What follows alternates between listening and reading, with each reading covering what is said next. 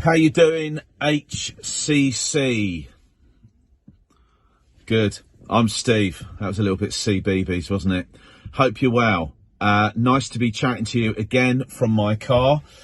Welcome to my VW. I've said that quite a few times over the last few months. I've made Alpha course in here, filmed some evangelistic stuff, and I've actually really enjoyed it. So thrilled to be chatting to you again today.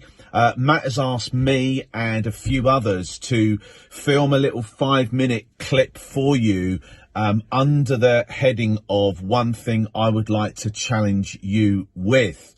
And this is what I would like to challenge you with as a church and as a group of fellow believers. And it is simply this: hold your nerve. Hold your nerve. These are difficult days. They're times of anxiety, fear, uncertainty as we look at the church. I guess most of us are thinking, what is the future of the church? You know, we know it's got a future. We know that from the scripture, but what is that future going to look like? What is the new normal post-lockdown, or worryingly pre-second lockdown? Who knows what's coming? Well, hold your nerve is what I want to say to you. Jesus said this, and you know this, and I know this.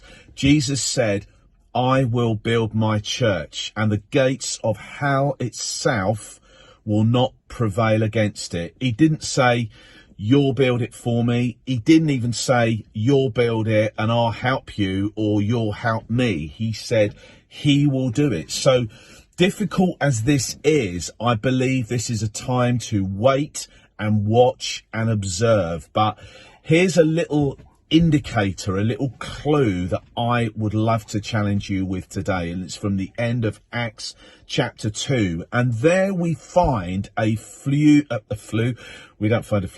find a few clues as to what the church was really about during the Acts of the Apostles. And what you'll find there is stuff about prayer, meeting together, eating together, and they devoted themselves to the apostles doing well here, aren't I? To the apostles' teaching, to the doctrine of the apostles. And here's my observation that I would love to challenge you with today. Now, far greater theological minds than mine have wrestled with some of this stuff, but here's my observation as an evangelist. A lot of what we have done publicly is what the Bible, in the book of the Acts of the Apostles, which was only written incidentally because the apostles acted, a lot of what we have done publicly and what has filled our programs and our Sundays is what seems to have been done in a small group environment. What was public was the proclamation of the gospel. And you see that in Jesus' ministry, and we certainly see it in Paul. We see it in the early church. There was a public demonstration and proclamation of the message of the kingdom, but meeting together and eating together and worship and prayer and teaching seems to be more private, more personal.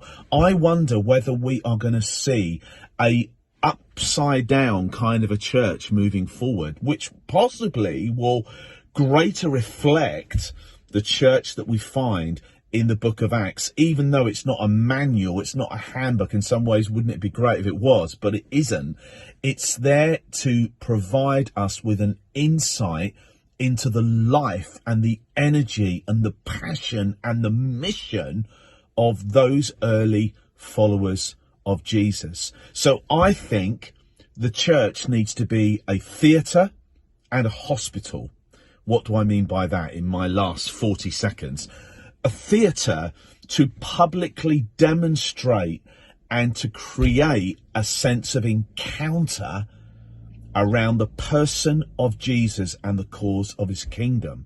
But a hospital which is more personal, more private, to radically care for the hurting and the forgotten and the bereaved and the pushed around.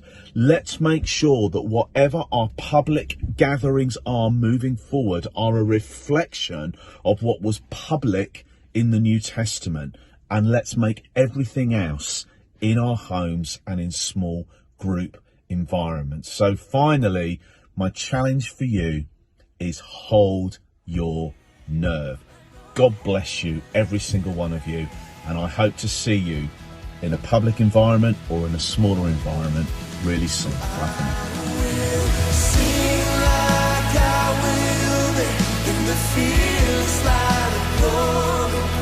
Where the darkness can